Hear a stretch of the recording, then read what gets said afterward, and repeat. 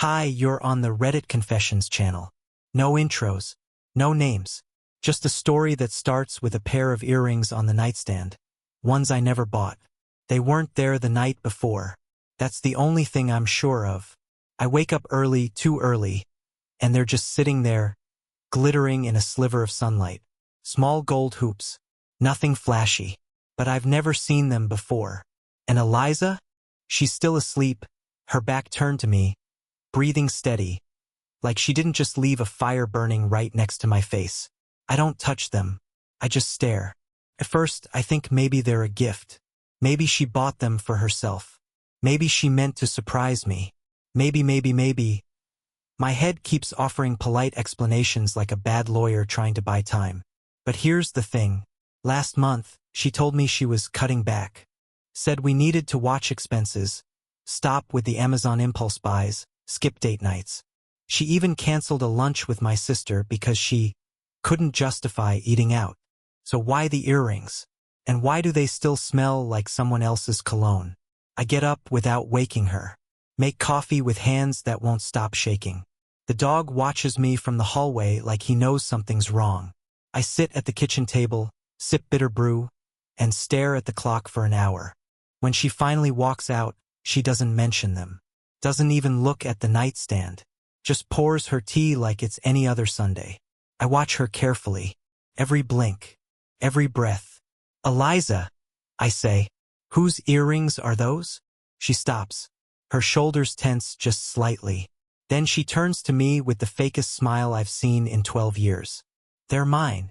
Got them ages ago. You just don't remember. I nod. But something inside me breaks so quietly, I almost miss it. She leaves that afternoon to run errands. I watch her drive away. Then I go back inside, open her closet, and start checking everything. Pockets, purses, drawers. And there it is. A second phone. Not locked. Not hidden well. Almost like she wanted it to be found. The screen lights up before I even touch it. A message pops up. Same time tonight? I miss you already. My ears start ringing. My knees go weak. But I don't scream. I don't throw things. I don't even cry. Instead, I walk to the front door. I wait. I sit on the steps until she returns, all smiles and fake grocery bags. She steps inside, brushing past me. And I say it. Calm. Final. All right, go ahead. But the moment you step out that door again, our marriage is over. Don't ever think about coming back. She freezes. She didn't answer.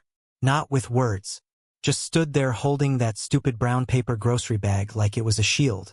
I could see her knuckles whiten around the handle. I don't even know what I expected. Denial, tears, maybe even anger. But what I got was worse.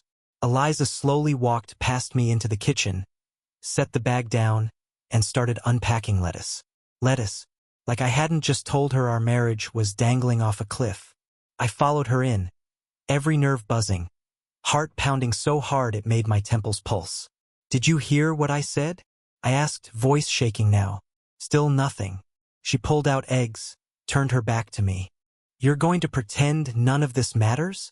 I said louder this time. That you didn't leave someone else's earrings on the nightstand and text a man on a phone you've never let me see? She turned around, slow and cold. You went through my things? She said flatly. That's what she latched onto. Not the earrings. Not the text. Not the second phone. Just the invasion of privacy. I laughed. An ugly, bitter sound that felt foreign in my throat. I found a secret phone, Eliza. I didn't need to go through anything. It was practically gift-wrapped. She stared at me like I was a stranger. You're paranoid. And you're lying. I snapped. Just once. Tell me the truth. I deserve that much. She sighed and leaned against the counter, eyes scanning the tiles like they held a script.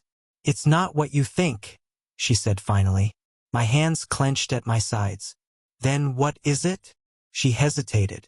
It's just conversations. A few flirty messages. Nothing physical. I scoffed. You don't wear perfume and gold hoops for conversations. Her mouth twisted. You stopped noticing me. I got tired of being invisible. That landed like a punch.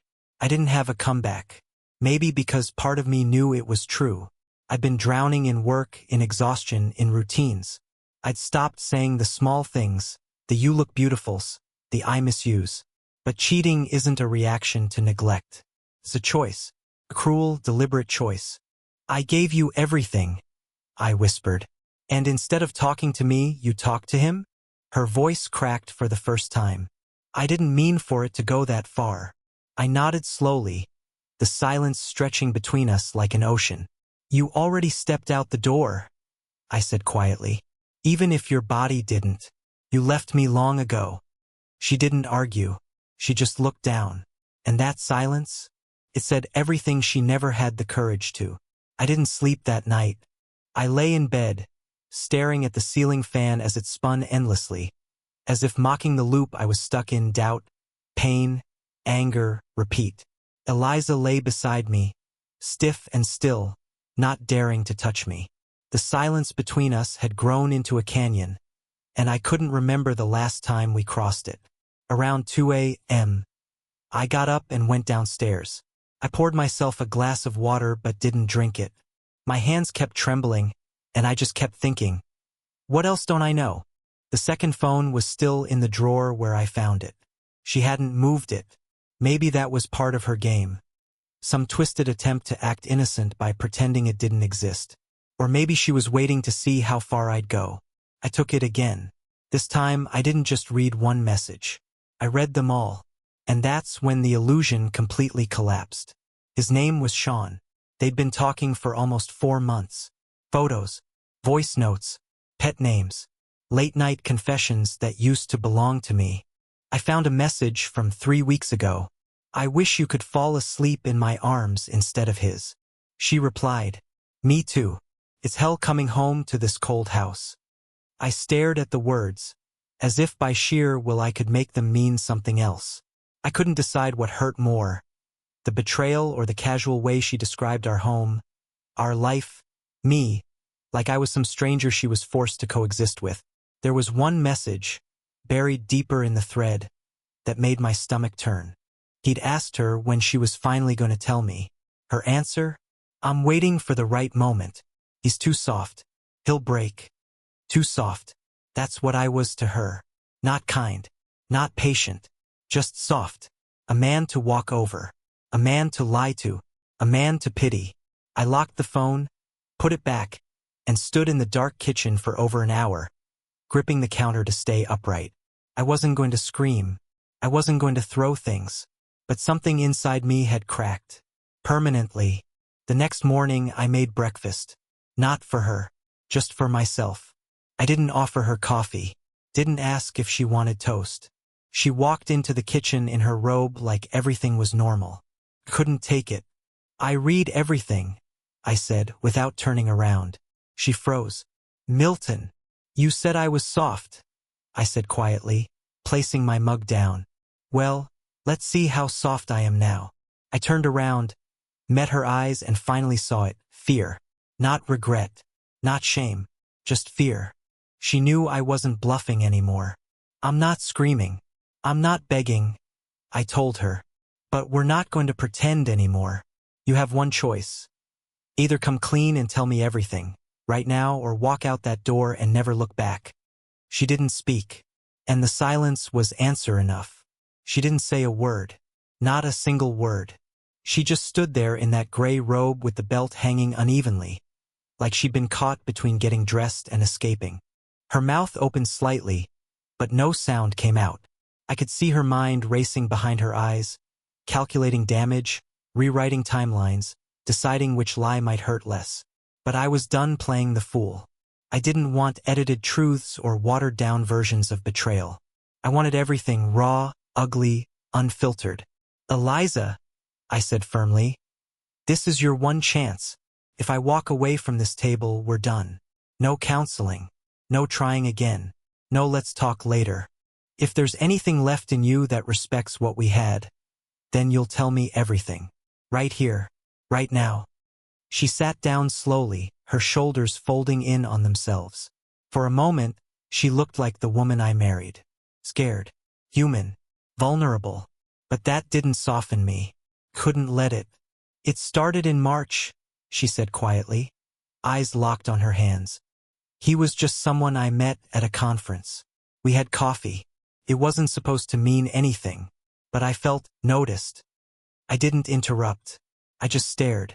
You stopped looking at me, Milton, she continued. You used to light up when I entered a room. Then you just stopped. And Sean, he asked questions. He listened. He made me feel wanted again. You let another man make you feel that because you didn't want to talk to me, I said.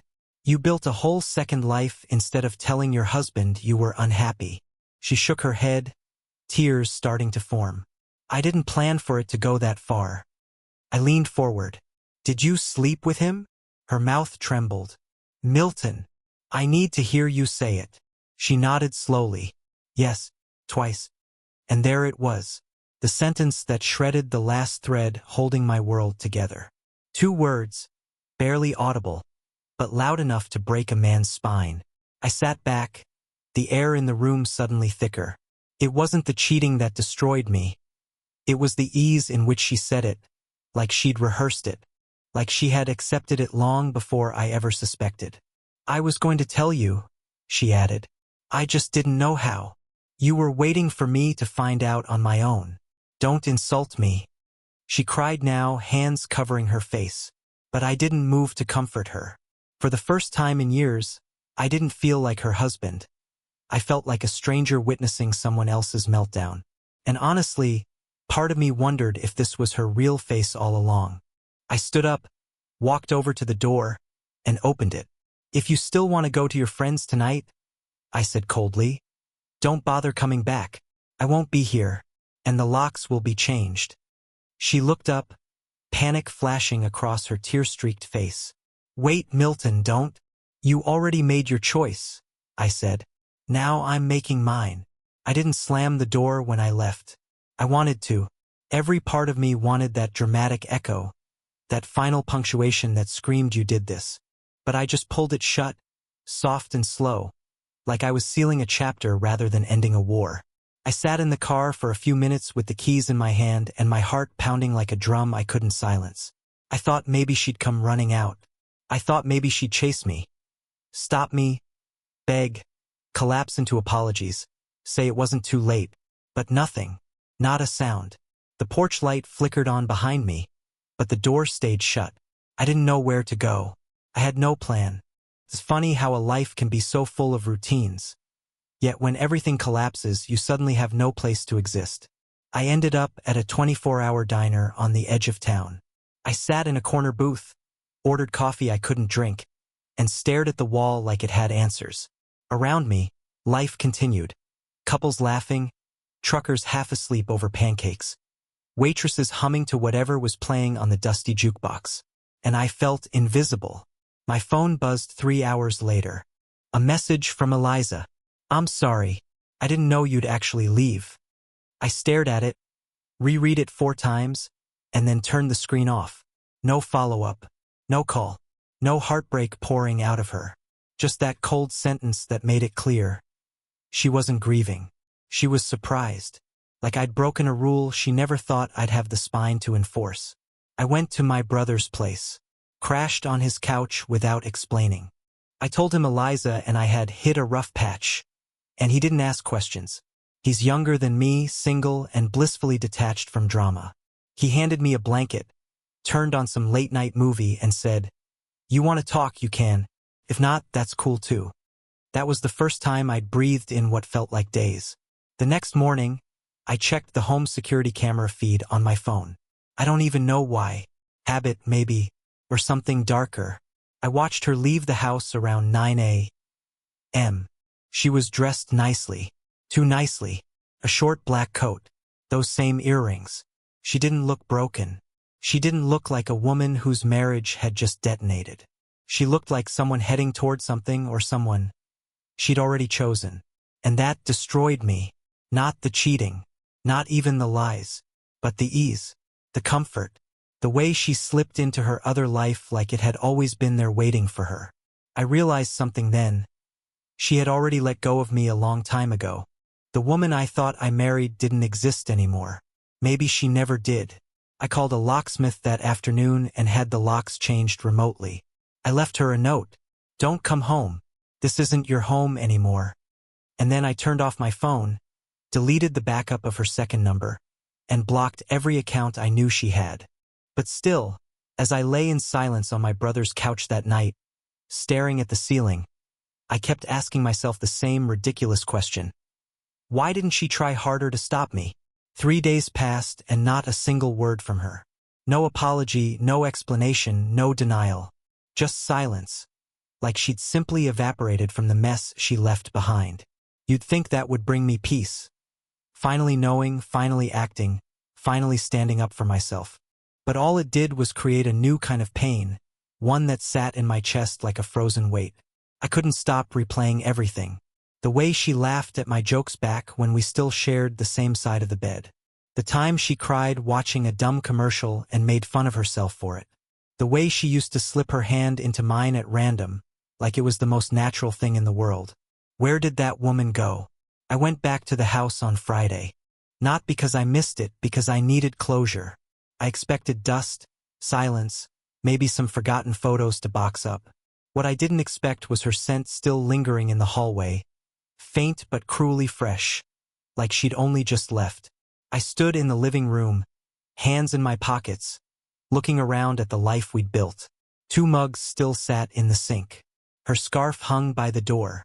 Our framed wedding photo stared back at me from the mantel, mocking every vow we ever made. I should have taken that moment to pack everything she owned into trash bags. I should have thrown her clothes onto the lawn like some movie cliché. But I didn't. Instead, I walked upstairs and sat on the bed, completely numb, until I heard the notification sound. Her tablet. She'd forgotten to sign out. I wasn't proud of what I did next, but curiosity is a cruel beast. I opened her messages, telling myself I just wanted to confirm it was truly over. What I found was worse. Sean wasn't just some guy. He was married, with a daughter, a little girl no older than the students I teach. The messages were filled with lies, jokes about their spouses, plans for getaways, even mockery of how clueless I was. One message from Eliza burned like acid. He's so polite, so predictable. Honestly, I think he still thinks flowers fix everything. It's sad. Sad. That's what I was to her now. Not a person. Not a partner. Just pathetic. I sat there, the weight of betrayal crushing me harder than ever. She hadn't just left me for someone else. She disrespected me in the most personal, degrading way imaginable. Everything I thought we were, she'd reduced to a running joke between herself and a man who didn't even respect his own family. I backed up the messages, forwarded them to myself, then deleted the sent email. Not because I wanted revenge, but because I didn't trust myself not to need that proof someday. Some desperate part of me still wanted to scream to the world, "Look, I wasn't crazy." But none of it mattered anymore. Not really. As I stood in that quiet bedroom, I realized something. I wasn't mourning Eliza. I was mourning the version of her I invented. The woman who said forever and meant it. The woman who cried during thunderstorms and always burned the toast. She died a long time ago, and I'd been living with her ghost ever since. I didn't expect a knock. Not after everything. It was a rainy Tuesday. One of those cold, gray ones where the clouds press down like they're punishing you for something. And I was finally beginning to feel like I could breathe without her name dragging across my ribs. I'd taken a few days off work, claiming migraines, but really, I just couldn't stand the thought of standing in front of a classroom and pretending to be whole. I was halfway through a stale microwave dinner when the knock came. 3 quick raps, urgent but not panicked.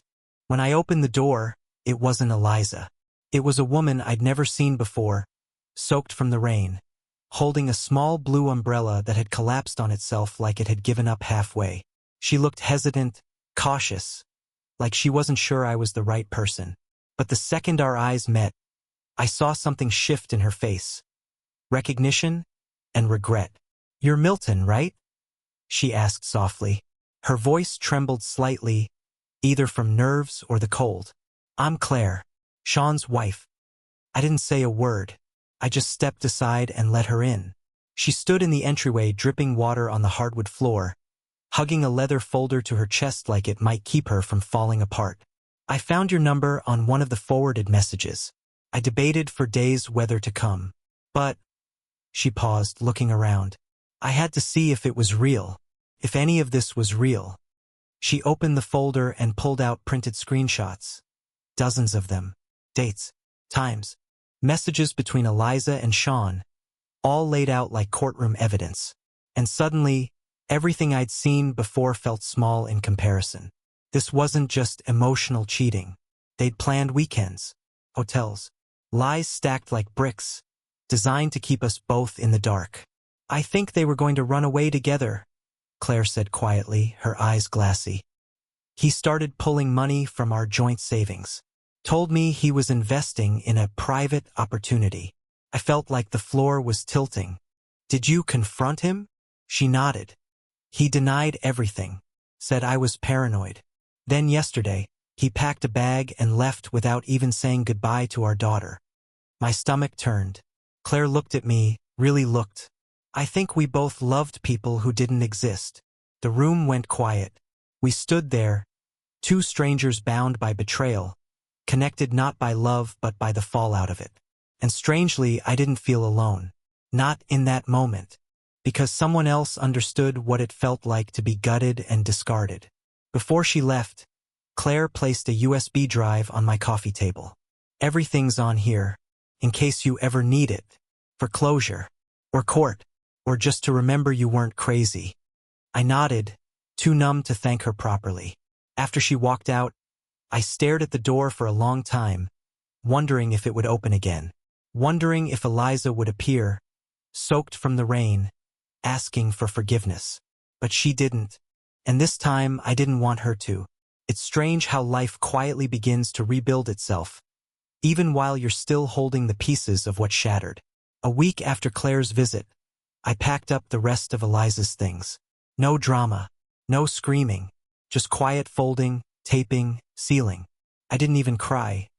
Not because it didn't hurt, but because I finally understood that the version of love I was mourning had never really existed. At least not for her. I left the boxes on her sister's porch with a short note. No return address. No more chances. She never responded. I started therapy. Not to fix anything, but to finally hear myself out loud. Turns out, years of suppressing your own needs while trying to be the stable one takes a toll. I told my therapist something I hadn't admitted even to myself. I didn't miss Eliza. I missed being loved, being seen, being someone's safe place. 2 months later, I adopted a dog. Not the most groundbreaking twist, I know, but he needed saving, and so did I. His name's Jasper. He barks at everything and chews my socks.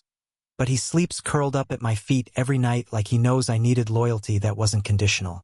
As for Claire, we kept in touch. Not romantically, not even frequently. Just two people checking in on each other from time to time. Sometimes healing looks like a shared coffee and silence that doesn't need filling. I don't hate Eliza. Not anymore. Hatred means giving her real estate in my heart, and I'm reclaiming every inch of that space. I hope she finds whatever it is she was searching for. I just know it wasn't me, and that's okay now. For the first time in a long time, I'm not waiting for a door to open behind me. I'm walking forward, and it feels good. Thanks for following this story on Reddit Confessions. Have you ever found surprising strength after betrayal? Or has a stranger ever shown up and changed your life in an unexpected way? Share your thoughts, and tell us about a fascinating moment from history that helped you see your own past differently. Hit like, subscribe, and stay tuned for more real stories, only on Reddit Confessions.